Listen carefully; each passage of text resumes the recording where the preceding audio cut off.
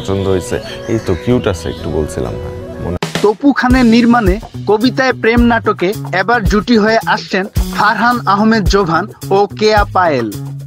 কথা সাহিত্যিক মাহতাব হোসেনের রচনায় নির্মিত এ নাটকটির শুটিং সম্প্রতি শেষ হয়েছে টাঙ্গাইলের বিভিন্ন লোকেশনে। নাটকটি প্রসঙ্গে নির্মাতা তপু খান বলেন, গল্পটি একটু অন্য ধাঁচের।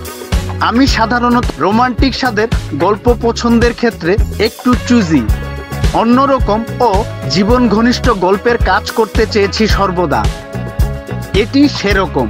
আশা করছি সবার ভালো লাগবে। নিজের গল্প নিয়ে মাহতাব হোসেন বলেন, গতানুগতিক নাটকের গল্প নয় এই নাটক, নামেই সেটা বোঝা যাচ্ছে। ভিন্ন ধরনের এক গল্প বলার চেষ্টা করেছি। আশা করছি দর্শকের পছন্দ হবে। নাটকটি আসছে 2025 সালের প্রথম দিনেই ক্লাব 11 ইউটিউব চ্যানেলে মুক্তি পাবে।